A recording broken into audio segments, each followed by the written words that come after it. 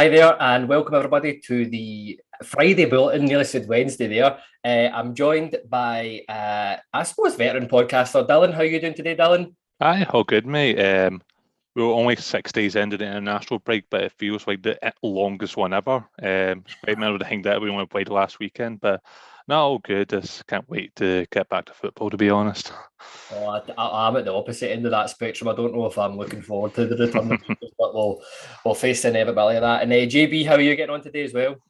Yeah, very well, mate. Yeah, similar to Dylan. Just looking forward to the domestic stuff being back.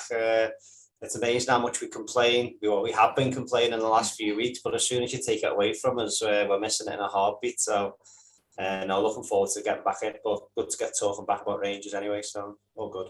No, that's it. Listen, we've got a few things to talk about on the show today. We're just going to do a sort of mini review of the season so far in terms of domestic. We did the European version of it on Wednesday, so if you missed that, go and check that out. We'll go. There's a few games I think we'll select. We'll talk about. I think you know which ones we'll talk about. And just a few general questions. Just regarding the team, some players and stuff like that. All this being said, I will say, I'll caveat this right at the start of the show. We're aware there's still 31 odd domestic games still to go. So nobody panic quite yet. But yeah, listen, guys, if you've got a comment, any questions, we'll try and get to them at the end. But listen, JB, we'll come to you first. Obviously, the news of the Liverpool tickets going away to the lucky few. I think it was 16-22 the threshold for the points was, which was, I don't even think if me and Dennett and the couple of guys that sat next to me flung our points together, I would even have that much. But yeah, listen, you've got something pretty special planned for that game. Do you want to tell the folks about it? Yeah, so it's a home game for me, as you'd imagine. So I'm literally about 15 minutes out from Goodison and Anfield, and not too far from Tranmere Rovers either. So when we had that pre-season game last year, that was like us winning a watch. After previously being on holiday in Florida when we played against Shelbourne at Tranmere, and then Dave Watson's testimonial at Goodison. Oh, wow. So I'm managing to make this one, thankfully. So when the draw come out, I was just praying they were the dates that they were going to be. So, but yeah, no, as you can imagine, since the draw got done, I think within about 15 minutes of the draw taking place, my phone just lit up. Yeah. We're quite lucky. Where we're based on the Wirral, we're about 10 minutes from Liverpool city centre. So as soon as the draw got done, it was almost a case of friends, family, supporters clubs, supporters buses, people on Twitter, guys in the This Is Ibrox groups, just straight in touch, and just kind of what I've been trying to do is just point people in the right direction mainly. So my club itself, we've got 300 people coming in throughout the day, which is going to be interesting. For Seville, we had 250, which was a great night, albeit the result never went our way. So yeah, we're looking forward to welcoming everyone come down. If anybody is still struggling for somewhere to watch the match when they do come down, as much as our club's full, I will be able to point you in the right direction. So just drop us a wee message on Twitter, and there's a few pubs that have reached out to me that are going to turn Rangers friendly for the day. A lot of Everton pubs, believe it or not. I wonder why. Reached out and said, right, that they'd be more than happy to take Rangers for the day. So it's been great just working with them. They've been blown away, to be perfectly honest, in terms of what's coming. I've tried to warn them. Still think that they're a lot. Sure, it'll be good. I'm sure the fans will give a great representation of ourselves, as we always do. So yeah, looking forward to it. But as I say, if I can help anyone, then please give us a shout. And that's not just for next Tuesday as well, that's throughout the season. So we are relatively close to Chester and Liverpool. So if anybody's passing in the area, we show all the games where and when possible. So you'd be made more than welcome. So yeah, looking forward to it, but dreading it at the same time. Yeah, no, it's honestly, congratulations, Dave. It's going to be a super day when it all comes. And yeah, that's a heck of a feat, GB. So well done to you for supporting a wider Rangers family in that one. Look, we'll jump straight into it, Dylan. Let's get down and dirty about this season so far, I suppose. As I said, there's four sort of games I want to talk about in particular. Maybe the Livingston game, the first game, the Ross County game. For me, arguably our best domestic performance of the season, which is it feels so wrong. Not much score on that one. The Queen of the South game, and obviously we'll talk about the Celtic game as well. So let's take you back to the 30th of July, Dylan. Livingston v Rangers, 2-1 Rangers. That game finished. Obviously Arfield with a fantastic goal. We knock on with a header. I'm sure everybody's been saying it as well. Cholak would have had 14 goals if the referee or the linesman had correctly ruled that for onside. And obviously Captain Fantastic with another wonderful goal in that game to seal the victory for us. What was your overall thoughts on that game, looking back on it? And do you think that it was initially, I felt a lot of people were coming out and saying, it's early days, let's just see how the team are performing. It's the first game back.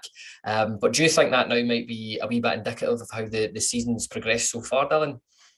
Yeah, quite a hard one to answer that, because I think Livingston's always a difficult place for not only us, but the other half would hold firm to go to. So, yeah, I was kind of expecting a tough game, in all honesty. I know we've only lost one game. The last game was, I think, when Gerrard first came in, if I'm not mistaken. So, but even then, they're quite a well-drilled side, Livingston. Good manager. And of course, they used the pitch to their advantage. So, I was always going to expect a tough game. As you say, we probably didn't play well in the first half at all. I thought the defence was a bit shaky. I think Stewart didn't really have a good game. I don't think Barisic had a good game as well, if I can mind right. But yeah. I think in the second half, when Tillman came on, he just sort of changed the game. When he sort of played behind Cholak, I think you kind of get an early glimpse of what he can offer us. Because I think in that game, we were just sort of like kind of like a horseshoe passing. We sort of like pass side to side, get the ball in the box and hope for the best. Whereas, Tillman sort of offered us that threat through the middle. Yeah. But I think, obviously what you could say, that players such as Dav and Kent just didn't really stop. I wouldn't say they had their best games for us in that game, but they didn't stop. And, look what he managed to do. I think it was Kent that won his free kick that Dav scored from. And I can't mind who assisted Arfield again. Was it Barisic or Kent? Yeah, Kent. Aye. So yeah, I mean, it was. I think you can maybe say that in some way it could be deemed as a champion's performance, where maybe you don't play as well, but you still get the 3 points. But I think obviously with benefit of hindsight, it could somewhat be indicative, because I think we didn't play our best football, but we still managed to get a win. So I've not really thought too much about it. I just kind of think of looking back is it was just a good 3 points on the first day against arguably one of the toughest grounds we could be handed to.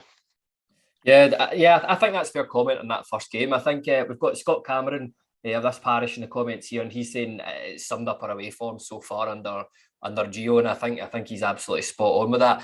Look, JB, so in a trio of games here before we'll discuss the next one, we had a 2-0 victory over Kilmarnock at Ibrox. We defeated St Johnstone 4-0 as well. That was when Tillman's probably, again, arguably his best performance of the season. The 2-2 game against Hibs, I think we've talked to death about that one. I remember being in the post-match reaction for that one. I was a bit angry at the referee, shall we say. But I know it's not the most glamorous of games to come on to next, but a 4-0 victory over Ross County. JB, Lundstrom, a fellow Scouser, obviously getting a goal in that one. And Cholak, I think this is the first time we really seen him, kick in with a couple of goals.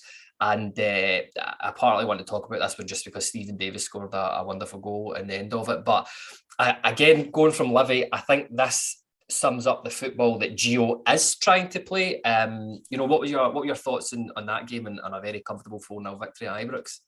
Yeah, it was. Just jumping back, I know we're focused on the particular games, but the St Johnstone game at home, that was the game where I think Ryan Kent was out and did Matondo not start on the left-hand side. That was one where I thought, right, we're going to see the best of Matondo now. This is Rangers' career kicked off. And Ryan Kent I can't remember if he had an ankle knock or something. So he missed out. And I thought that would be brilliant for Ryan Kent, that somebody's come in and played in his position and demonstrated. I think Matondo might have had 2 assists on the day, rattled the bar. And you think, this guy's nearly had as many assists in this game than what Kent's had this season combined. So you're thinking, hopefully this will be him kick on, but he never, unfortunately, as we know. So it'll be interesting to see what comes from him in the future. But yeah, jumping ahead to Ross County, it was the only game this season that we were 2-0 up at half time. Which is I think everybody's pet hates how long it's taking us to get started this season. It's tragic. And the way that we're showing teams so much respect and leaving teams a fighting chance. I mean, that Dundee United, I know we'll jump to it in a second, that Dundee United team on Saturday was shocking. But what we did do, we just give them that chance and we let them play to the 90th minute. That's one thing that the other side of Glasgow have been doing really well.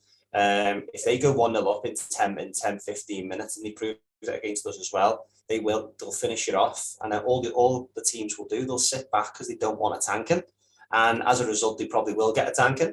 To be the only frustration I had coming out of that game was the fact, and I think I might have been on the pod not long after that week, was the fact that we never scored more. Me and my dad were looking at the goal difference earlier and they are out of sight. Do you know what I mean? Was it 14 in it or something, maybe more? So for that, at this stage of the season, it is shocking from our perspective. I did have a frustration as well, the fact, and this is Van Bronk-esque, he doesn't like to use all of his subs for whatever reason, even at 4-0 up. And as a result, Tom Lawrence got injured in the 90th minute. So it's something that is something, I know we'll get to it later on, things I'd like to see us improve on. I'd like to see us using them 5 subs, especially when games are won, because we've got to be running over teams, but also getting players off the pitch that we don't need to run into the ground. But the performance itself was brilliant, as you touched on. Sholak's showing what he's going to do against these the jobbers, I think, we've been labelled a couple of times, especially at Ibrox. We'll create 30-odd chances a game at Ibrox against most of these teams. So having somebody that can get on the end of them. I thought I was really impressed with the second goal on Saturday. The way he ragdolled Mulgrew and then just finished it with quality. I just think it was clever, intelligent, and it wasn't a great cross. He made the cross look better because of the fact that he used his body and got into that position. So no, I definitely think we're looking at a 20-25 goal season striker there. So yeah, but positive result, and as I say, that being 2-0 at half time is a bit of a game changer for me. I'm not sure. I'm sure somebody in the comments can find out how many times we've been 2-0 up at half time. But the 55 season, we were brilliant at that, because you just knew as soon as we got to that 2-0 point after 20 minutes, half an hour, teams just sat back, and hence the reason why I think we went. Did we go?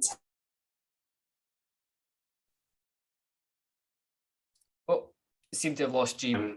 Progress. Yeah, that's perfect. Sorry, we just lost you at the end there, JB. But I remember coming away from that Ross County game exactly the same as you, raging, absolutely fuming that we didn't score more goals. But I suppose there are worse places to be in football at that point in time. Look, again, Dylan, we'll come to you in terms of the next game. I'm only picking this game out. I don't think it was a great performance, but it was just the amount of youngsters that got on. I was really encouraged to see that. Obviously, Rangers played Queen of the South at home in the League Cup, and it was 3-1. Ewer scored, which is always nice to see a young Rangers striker getting his debut goal for the club, and Arfield, maybe who's somebody who we'll come back to a bit later on in the pod, but he scored twice in that game. What was your thoughts in that game, and how encouraged were you to see Gio promoting so many youth players in a first team performance? Yeah, so like also what caveat was saying that I was able to watch the game as it happened, so I've only been able to watch highlights since then. But going off like match reports and online, it was good to see the youngsters get a chance. I feel like it's been a long time since we can just sort of like field a side with perfect blend of like experienced players and also youngsters. So I think I can mind right. Robbie Uri, we started up front that game, got a goal, so it's always good to see. Hopefully he can make the grade, and also he reminds to give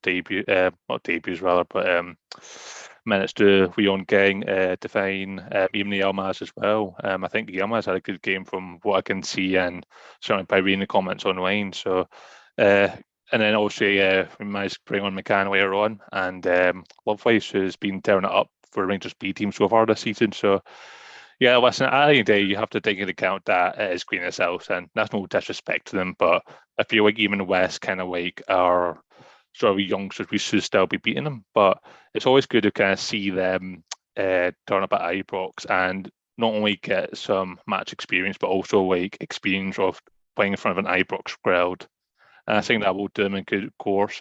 We've seen with Young King, I think we'll probably speak about him later on, but I think he sort of got a flavour of that, and he's gone from strength to strength from then to the point where probably at this point he might be barning up with Connor Goldson for Liverpool. So yeah, it was good to see the youngsters get a run in it, and also it's always good to see us progress to the next round, because I think the League Cup, I would quite like us to win that this year, just because it's been such a long time since we have won it. So yeah, good progression. Again, I'm not going to sit here and pretend that it was a fantastic football match, because probably isn't, but the fact that we had like so many youngsters on the pitch for that game, it's good to see, and hopefully we can build on from that. Yeah, that's it exactly. I mean, I certainly think that's why Charlie McCann started against Dundee, was partly, even though he was only 10 minutes in that game, he was fantastic. That's how he got his Dundee game.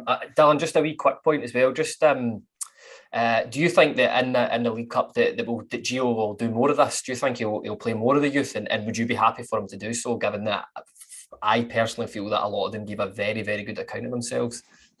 I think he could. I mean, I think you sort of see with Gio that he'll always pick the best team to win. So obviously that will depend on who we're playing, but I think you sort of see, at least from like the end of last season, he was willing to give young players a chance. I think it was up at Tynecastle where we had sort of like 7 or 8 youth players on in the last game of the year of the season. So yeah, I mean, I think he does have sort of faith in him. I think you even see last season where he gave Alex Lowry a run in the first team. And the fact that he's got no hesitation to give players such as Leon King and Charlie McCann some game time in the week as well. So, yeah, I think sort of League Cup games are sort of a perfect opportunity for a youngster, because I think they can sort of like showcase what they can offer to the team. And I think, yeah, it can only be good for us. Yeah, hopefully he can sort of keep going the way he can, but obviously I'll caveat with that it'll just depend who we're playing. But again, he'll always fight back the best team that he think will win the game. Yeah, that's it. I think, yeah, I know I've just said that play the youngsters, but then again, I would rather have the League Cup at the end of the day. So I've done a full 180 in that in about 30 seconds. Listen, just before we go on to the next point, I'm just going to say I've seen Ross saying he's looking forward to myself praising Scott Wright highly, but I just want to say to Prime Time, don't worry, because that won't be forthcoming in this podcast. But look, JB, unfortunately, I've got to come to you next on this one. It's a big one. We faced our rivals away. We were defeated 4-0 at Parkhead in a woeful performance. I mean, it's still quite frustrating thinking about that game. But I think for me, the word that I would use for Rangers was just weakness. We looked weak all over the pitch. Our mentality, we looked weak. Our desire was weak. And I think physically at points as well, we were weak as well. So what was your thoughts about that game? And like in terms of our season so far, how do we go about being better the next time we face them, basically? Yeah, cheers for giving me that one. I think, my biggest fear was that we were going to be, it was the first 30 minutes. As the January game, we was it January or did it fall into February once all their players were available? I can't remember. February. It was almost a case of we just needed to start them first 30 minutes strong. Just keep it nice and tight, keep it composed, and 9 times out of 10, I think you'll be all right against the Celtic team. However, if you don't, then you've got a problem. So when we seen them score a typical goal that they scored against us, was it within the first 10 minutes? I don't think there was a Rangers fan there that thought, this how many is this going to be? That it was almost a case of you could see the players shrink. You could see players not wanting the ball. They couldn't move it quick enough. Lundstrom, who I'm a massive fan of, was getting ragdolled by O'Reilly. And you think, I mean, I think he went down after about 10, 15 minutes. And I don't think he recovered from that. I don't think he threw a couple of half decent challenges in, but if you compare him to the way he shaped up against them in the semi-final, I don't think he looked 100%. I think as a rule, I don't think our players have looked as, I don't want to say fit, because that all the players will be fit, but I don't think they've looked as sharp since the start of the season. If you compare us to that semi-final at Hampden, every player looked on it. We looked physical, more physical than them. We looked stronger. We looked quicker, albeit it took till tail end of extra time to get over the line. But you could see they didn't enjoy playing against us. But whereas that particular game, they did enjoy it. You could tell every one of their players, as soon as that first goal went in, they all grew a foot, and we couldn't get near them. Top and bottom was we couldn't get near it. I thought the team selection on the day showed them too much respect. Playing Tillman in a high right position for me was scandalous. I think, albeit Arfield, Scott Wright mightn't be necessarily good enough to start every week, but that might have been the type of game that you wanted them, high right, just for work rate. And then that would all allow you to have an outlet through Tillman in central midfield. Because with all due respect, Stephen Davis, John Lundstrom and Glenn Kamara, they've got 5 goals between them combined in a full season. So you need somebody to support Sholak in behind. And I think Tillman would have been the guy to do that. However, again, he was frustrated. He was booked after half an hour, so you could see he was pulling out of challenges left, right and centre. Barisic was booked early, so again, he doesn't need an excuse to back out of challenges. So the whole thing was just a mess from start to finish. I don't think it's summed up our season. We've had too many good results for us to have dwelled on that too much. And so hence the reason why that Dundee United game was so important. I'm ever so glad the Aberdeen game was called off, albeit for the reasons nobody would have wanted. But I think we could have been having very different conversations today if that Aberdeen game had gone ahead, because I don't think anybody would have been confident going up there, and we should be. So, that's a particular place that I like Rangers to go and certainly pummel Aberdeen, but we'll come on to that, I'm sure, on our Wednesday podcast when I'm on it at some other point. Listen, JB, I'll stick with you. Obviously, the last game, so we don't really have to mention it, but because we talked about it fairly recently on the podcast, but Rangers Dundee United 2-1, terrible, sluggish performance. I think that is the exact performance that we would have got up at Aberdeen away at Pittodrie. But Aberdeen are a far superior team at this moment in time to Rangers, to Dundee United, sorry.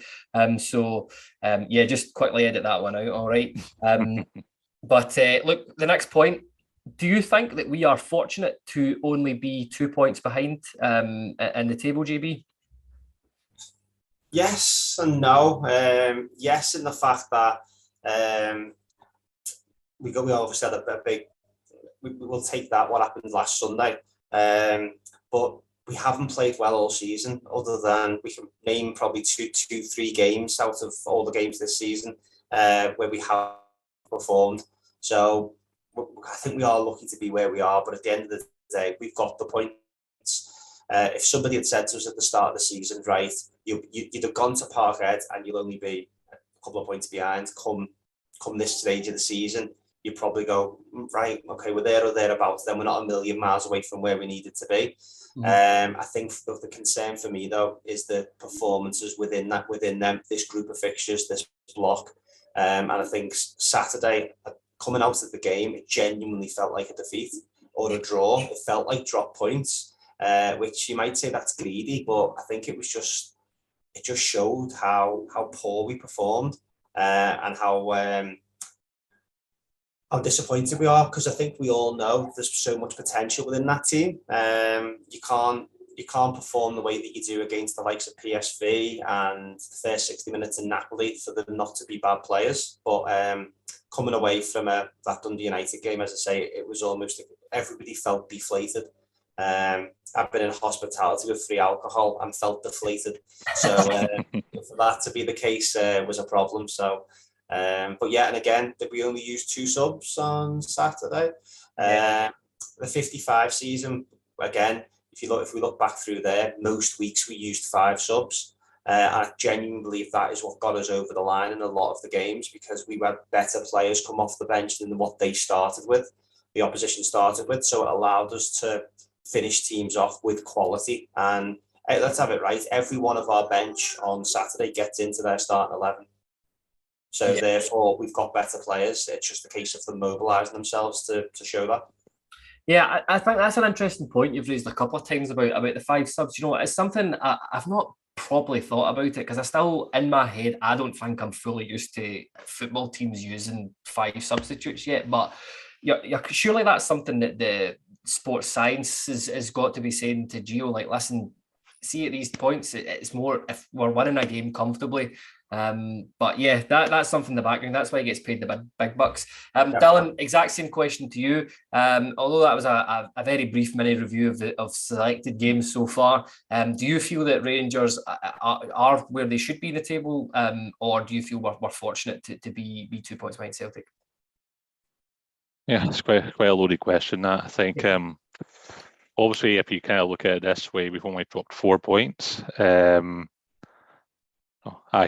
we've only drew and lost 1, and we've won the rest of our games. So we are sort of doing the business, but kind of as you say, I think after sort of the Celtic game, it was sort of a light switch amongst the sport, because I think sort of leading up to that moment, we were feeling confident. Yeah, we sort of suffer a setback against Hibs, but again, there's a mixture of refereeing decisions going against our way, and then obviously Morelos getting sent off. So you would have taken a point at that. You would have taken a point at that moment away to Easter Road, but from the Celtic game onward, it's just sort of been like a slog.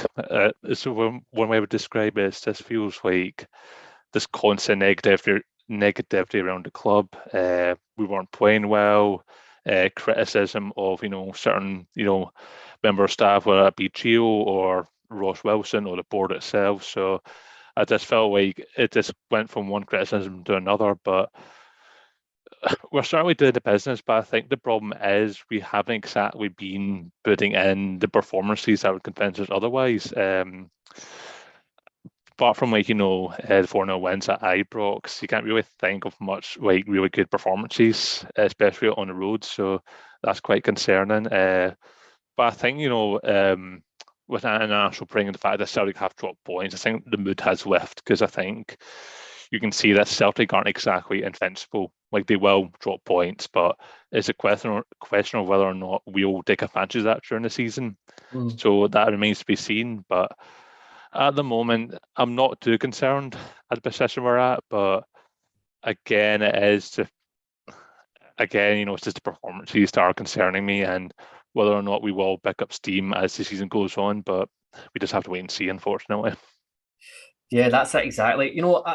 I know it's a hypothetical, but I would have loved to have seen the Rangers' reaction if the Celtic game was before ours last weekend, and I wonder if our mentality would be entirely different. But I suppose that's for another pod. But look, JB, I'll come to you next on this one. It's a simple question. At the start of the season, Arfield and Davis, obviously, they signed their new deals, their 1-year contract extensions. There was a lot of criticism online. I think the sort of general consensus was one or the other. But so far, they've both been quite important players for us. I think Arfield's actually been our second highest goal scorer, which is absolutely phenomenal, considering people went too keen on signing them. Do you think so far at this stage of the season, having the two of them back on board has been validated? I think so, yeah. I think having them in and around the place was always going to be important. I was talking to my dad about this earlier today. We went through the whole squad, funny enough, and just had a wee chat about who's contributed what, which players do you want in certain games. And Arfield and Davis themselves throughout the season have already, I think there's a couple of them have got man of the match performances between them. Yeah. Arfield, I think, we're starting to see really he's coming to the end. I think he's showing glimpses of quality for me. He should be a player that comes on to impact the game as opposed to someone that you start with.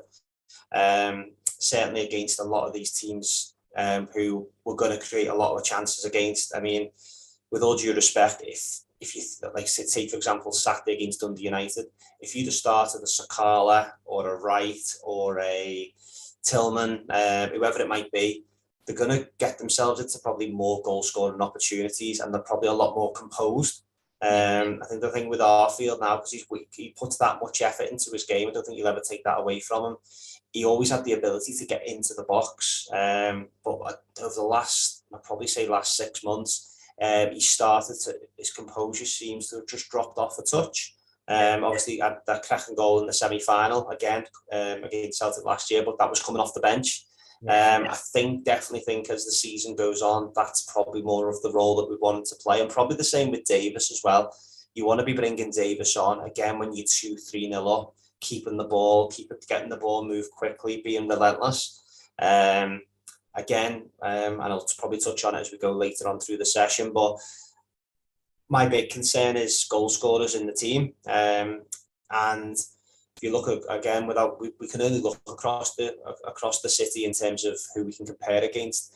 They've got 7 or 8 players that will finish on 10 goals throughout the season. And I've said this before, I genuinely believe we've only got 3. So other than Tav, Sholak, Morelos, I can't see a player who's going to score more than 10 goals. And Arfield and Davis fall under that bracket of they'll probably rock in with. I mean, Arfield will probably get 3 to 8 maybe. Davis will get 1. I think he's done now for the season. That was a great goal. So yeah, but back to the original point, I think they'd be good signings, good to have around the place, especially as we're going to start blooding more youngsters. I mean, Charlie McCann hasn't got anybody better that you can learn against than Stephen Davis, as long as we don't try and play Charlie McCann in a position that him and Glenn Kamara can't play, which is the number 10 position. So, but no, if we can get Charlie McCann into the heart of that midfield, picking the ball off the full backs, picking the ball off the centre halves, I think he'll do really well and show what he's got as well. So no, they get a pass for me. Yeah, no, I complete agreement with that as well. As I think there has been some sort of vindication with the board, because I was very surprised, to be honest with you, a lot of the outrage from the supporters that the two of them have been given new deals. But hey ho, long may it continue into the season. And again, I think that's a fantastic point about these are the guys that you've got to be using in the last 20, 30 minutes of games. It just clever heads and they know how to see out games. And yeah, look. Come to you in the next question here, Dylan. I was thinking about this day in work and how to sort of word it, but it's about Tom Lawrence. I want to talk about Tom Lawrence specifically. First of all, his impact in coming in and how well he's done. And domestically, I think he's added a real dynamic, and I think that was highlighted by the fact that he was missing for the games in Europe and for the Celtic and the Dundee United game. I don't think it's any coincidence at all that he was missing, and those were arguably our 2 worst performances of the season. What's your thoughts on Tom Lawrence been so far? And again, not meaning to be loaded, Dylan, but for me, he's been the pick of the bunch of the summer signings. What's your thoughts on that? Yeah, I mean, I agree with you. I think he's kind of like one of perhaps like him and Joak are like the only summer signings have hit the ground running. I'll admit I didn't really know too much about Lawrence before he signed for us. I just knew that he was a Derby captain. He sort of had a good career down south, so to get him on a free was, good business. Seeing him play, yeah, I've been really impressed with him. I think he has a bit of credit to him. He can sort of like dig long shots, can sort of like create opportunities in the box, whether that's for himself or for other teammates. So I think he is really useful to have. And I think, as you say, there's no coincidence that we sort of suffer a setback in terms of like the results whilst he's been injured. Because I think Florence, I mean, I'm not going to say that if Florence was playing at Parkhead, we would have won a game. Yeah. But I don't think we would have done any worse. I think he sort of adds that more dynamic. And, he can play on the wings, he can play behind the striker. So, yeah, he has been a big miss. And hopefully when he gets back, he can get back to that level where he is great chance, he is scoring goals, he is assisting, he is sort of like helping the team out. It just provides that crit, almost kind of like what John Lundstram does, kind of like the physicality side of it. Yeah, hopefully he doesn't suffer a setback anytime soon for the rest of the season, but I have been impressed with Lawrence and hopefully he can sort of like add more goals when he comes back. Yeah, that's it. And JB, we got a comment coming in here from Rangers loyalist. He says that Lawrence is a future captain. In his opinion, I don't know if I would necessarily agree with that, but I know he's from your neck of the woods, and I think you know a couple of guys who are close to him and stuff like that. What's your thoughts on Tom Lawrence been so far this season? Yeah, no, he's been fantastic. I mean, he had a real good. I said this on a previous pod. He had a real good schooling at Manchester United. He was very well thought of. I think the thing with him is he wanted to get out and play. He just wanted more minutes in the legs. So he had a couple of half decent moves. I think he was in Leicester, and then obviously found a home at Derby. And the Derby fans loved him. As I say, yeah, I know a few people are quite pally with him, and they tell me that he's absolutely loving it.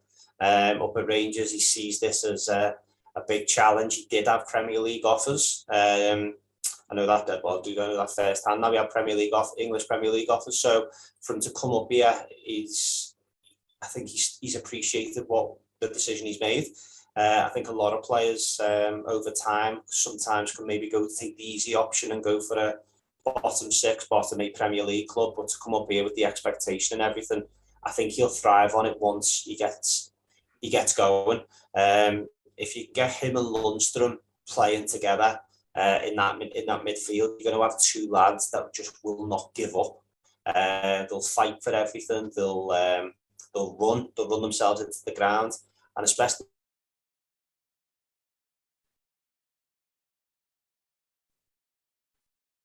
Just give that a wee second. There you go. You lost me there. Yeah, no, back in. I don't know what's happening there. I'll put 50p in the meter. But yeah, no, I was just saying with Lawrence there, these games where we did lose quite heavily, we wouldn't have gone through these games without Tom Lawrence probably getting 2 or 3 shots away. So no, definitely think he's definitely been a miss, and someone who I will put into the 10 goal category if he does get enough minutes before the end of the season, and important goals as well. I think he'll score. Yeah, complete agreement with you there on that one. I think Lundstrom and Lawrence in that midfield, I think that's a midfield I would really like to see, especially playing against Celtic. I think mentality-wise, that's tip top, and as you said, they're tenacious and good to go. So, yeah, look, I'll stick with you, JB, on this one. If we've talked about some of the new players, have you been surprised so far this year that we've not seen guys featuring more? You know, you alluded to Matondo earlier on. Ben Davies, he seems to be an enigma. Suter, I can maybe excuse if he's injured. And Yilmaz, another guy who cost about 5 million quid for Rangers.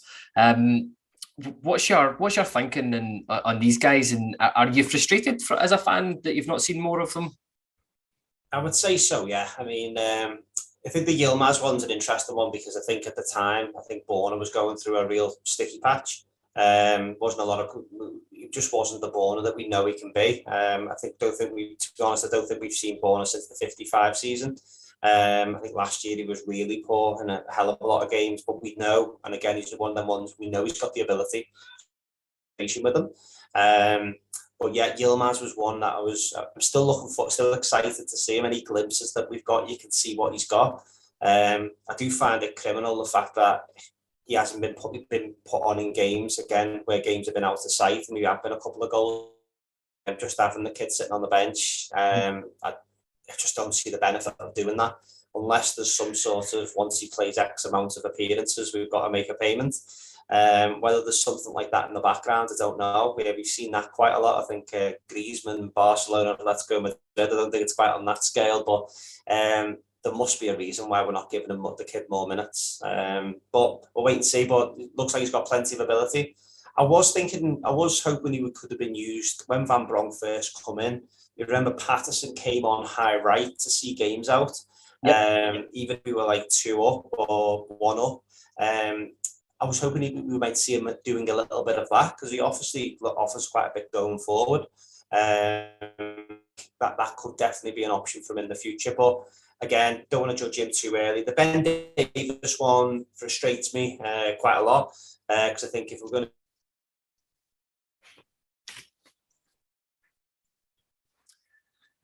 Yeah, I think I'll jump in here. I agree with JB in terms of the Ben Davies one. It's so frustrating that he's not featured more. I can't. Was it? It might have been the St Johnstone game he played. Was it St Johnstone he started?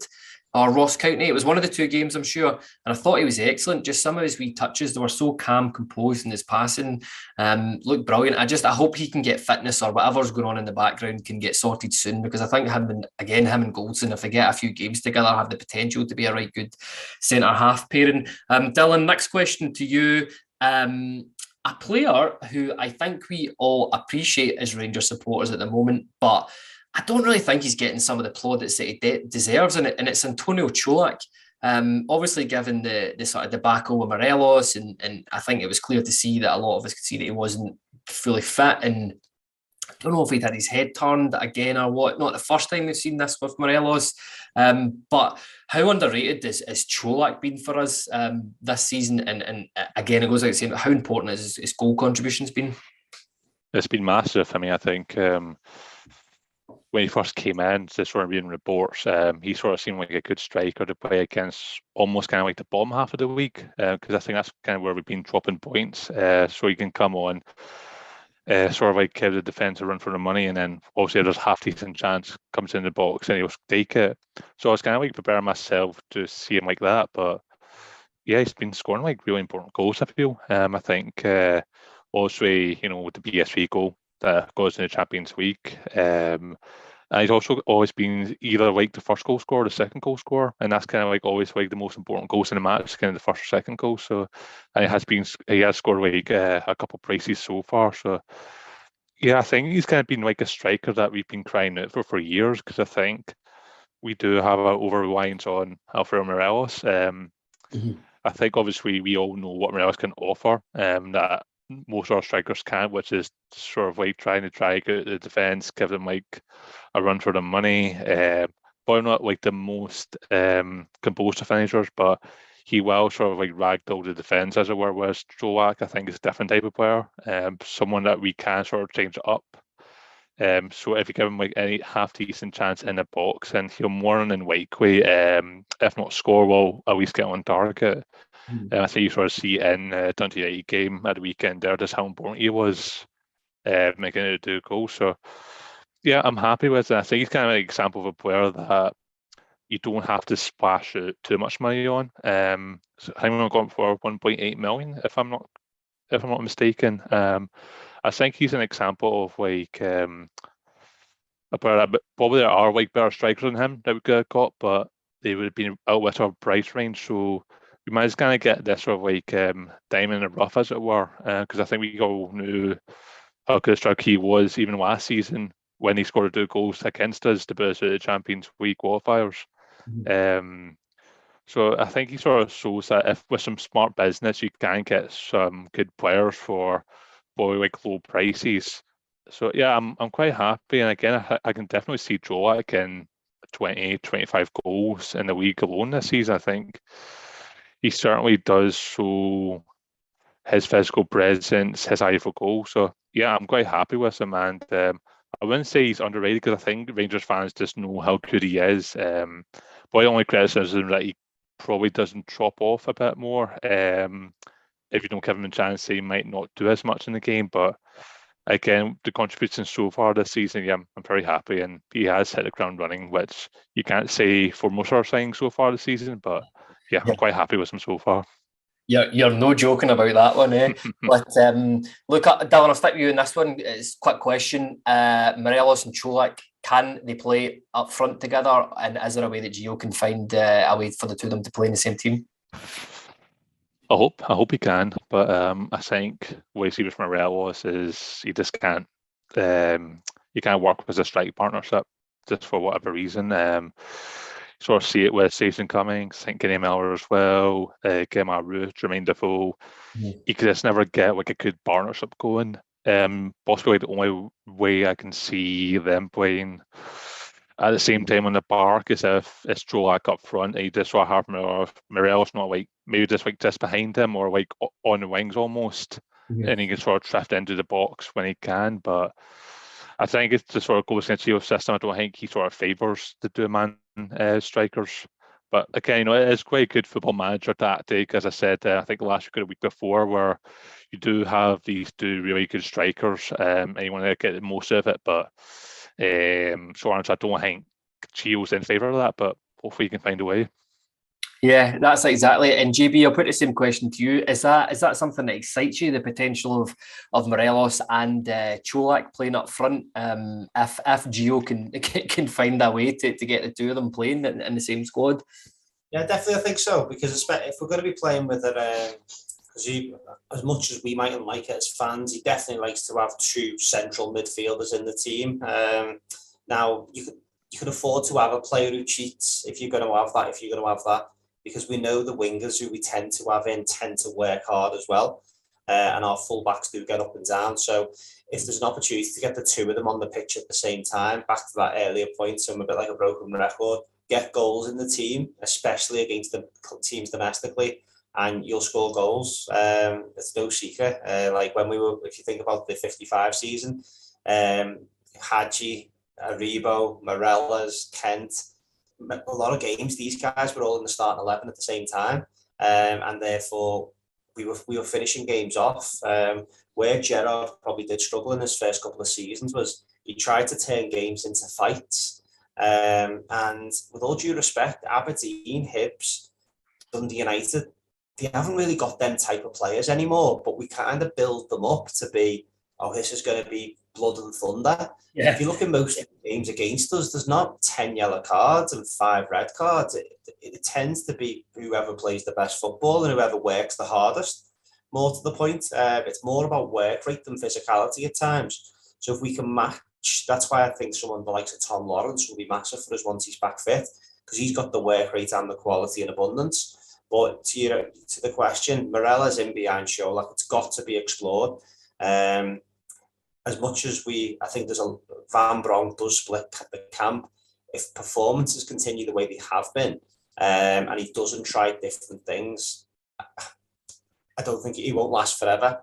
However, if we're playing well and results aren't going the way that we want them to, then he might get away with it. But if we continue the way that we have now in the performances and the shape and the style, then you're setting yourself up for failure, in my opinion. But yeah, definitely give him a chance. Yeah, that's it exactly. And look, I think we're perhaps coming towards the end of this here. So this answer could be as long as you want it to be. I'll perhaps come to you first on this one, Dylan. It's a straightforward question, and it's about what improvements need to be made in the squad. Something JB picked up on earlier, and he said about the fitness. I don't think we look anywhere near as fit as what we did last season at all. I mean, I think that was part of the reason why our Europa League run was so strong, because we were absolutely bodying teams at times in extra time. I mean, and that Celtic game, of course, you talked about that, went to extra time, and we were fantastic in it as well. Do you think we need to improve fitness, or is it some personnel? I know Ryan Kent's come in for a lot of criticism this season as well. Is it worth giving Sakala a chance? Is it worth putting Matondo on the left? What's your thoughts, Dylan? What needs to improve? That's the $1 million question right there. Well, I mean, obviously we have to remember first is that in the summer you lost Joe Aribo and Calvin Bassey. Again, I think there's no coincidence that we have seen a drop off since those two have left, because I think they do not only offer technical ability but also the physicality. Because we all know like how physical Calvin Bassey was at the back for us, not in terms of strength, but also on pace as well. Joe Aribo can be a handful as well. So again, we have to sort of consider that. I think I do agree with you that we do seem a lot, I wouldn't say a lot, but it seems like we're not as fit as we were towards the end of last season. Because you've got to remember that we went to extra time against Braga, and then we went to Hampden to play Celtic a few days later. We went all the way to penalties against Frankfurt and in Seville. And then a few days later, we were playing Hearts in the Scottish Cup final at Hampden. So the team does have experience of, playing games thick and fast. Again, you could probably say probably was a lot for them. At the moment. But yeah, I think, in terms of improvement, maybe this sort of, as JB was saying, just try and not treat teams with too much respect. Because I think a lot of our build of play is quite slow in comparison to Gerrard's football. I think we don't really play with teams at base. I don't think it's suit players such as a Ryan Kent, for example, where they just sort of like take too long to pass from side to side, and then by the time you pass it to Kent, there's 2 or 3 guys on him already. So again, sort of tactical tweak here and there, but then also offer chances to players such as Fashion Sakala. I don't think he could do any worse than Ryan Kent at the moment, and I think that's just me being brutally honest. I'm not going to pretend that Sakala is an amazing player because I think we all know his limitations, but he does get some power goals last season and assists as well. So he does sort of offer that pace as well, and I don't think the defence knows how to deal with him. So I think giving him a chance, giving Madondo more of a chance as well. Obviously, we don't know what's happened behind the scenes in training, but I feel like for the money that we have spent on him, we're not really seeing much of him, especially in a position that, let's be honest, needs improvement for the last couple of seasons. So yeah, I can ramble on and on about improvements we can make, but I think just try and not treat teams with as much respect as we have, and just try to use like our attacking options to the best of our ability, and then just sort of make tactical tweaks here and there, and hopefully that will do the trick. But again, this is the reason why Gio's paid the big bucks and why I'm here on the podcast talking about the team. No, I think you raise a good few points there. Surely if a couple of goals up, there is no harm in taking Kent off and putting Sakala on or Matondo on that left-hand side just to see. JB, I said I might get my seatbelt for this answer because I saw you giving us a wry smile when I asked what improvements could be made or need to be made. So, that's you. You're on your soapbox. Tell us what you think we need to do better to win this league ultimately. I thought the show was only on for an hour. I think it's a lot of back to basics for me. I mean, we've got to get that back four sorted. I mean, we can only really jump back to 55 in terms of, I've said it a few times, that's the bar. Let's have it right. That's a Rangers team going all season, undefeated in the league, competing in Europe, competing in the cup competitions. That's the bar, that's the standard. So therefore, we need to make what went well in that year. We scored goals, plenty of goals. We had a consistent back four. Because you think Tav, Goldson and Barisic, they played every single week. And then you then had Hollander and Balogun coming in to fill in the gaps, which was fine. So we need to get that sorted. We need to get that we need to get Davis in that team. If he's the one that's coming in to give us that shape on the left, that's fine. That will then allow us to use Lundstrom in the back three on the right-hand side. But we're having to throw Lundstrom into the left-hand side of a back three at times. And it's even James Sands, who we haven't spoken about throughout the pod. He's playing out of position, that kid. And everyone's trying to understand, he's not good enough, he's not this, he's not that, he's not the other. I think the lad's got plenty of ability, but again, being played out of position, so a bit harsh on him. I would love to see him get a good run in his best position, wherever that is, whether that is right centre half, right of us three, holding midfield. We'll just have to wait and see on that one. Get more goal scorers into the team. Touched on that a couple of times. The starting games quicker. Touched on earlier in regards to our first half performance and not putting teams to bed early doors, which then allows you to try things, allows you to get more subs on, and we've got to be more clinical. There's games this season. That game where we did win 4-0 at home, that was the same weekend. Celtic won 9-0 away at Dundee United, and we had the same amount of shots as them on that day. We're just not clinical. So that's a big one. And we've got to find an answer to the Ryan Kent solution, because a lot of our play heavily relies on having that creator. And if Ryan Kent's going to be our consistent player within the 11 and he's going to produce such poor numbers, then we're going to need to find a way around that. Whether that is keeping Ryan Kent in the team and playing him as a 10, trying him down the right. We've got to try different options with him, because the lad just looks absolute shot of confidence. He doesn't look. There's the old story. He gets doubled up on. He's not getting doubled up on. Let's have it right. How many times on Saturday alone did you hear people moans and groans? He was one-on-one with the fullback, and he gets past the goalkeeper. Gets past the fullback. He's one-on-one with the goalkeeper. and he checks it back, and he just checks back inside. There was one where I think it was in the first half, and there was a boy behind me, and he's saying, "Go on, Ryan, check back, check back, check back." And lo and behold, he dropped the shoulder, give a 5-yard pass. He's not in the team to make 5-yard passes. Yeah. That's Stephen Davis, Glenn Kamara's, John Lundstrom's. They're in the team to make 5-yard passes. Now, if I can only assume as well, the Van Bronk must be telling him to do this, to keep possession and not take risks.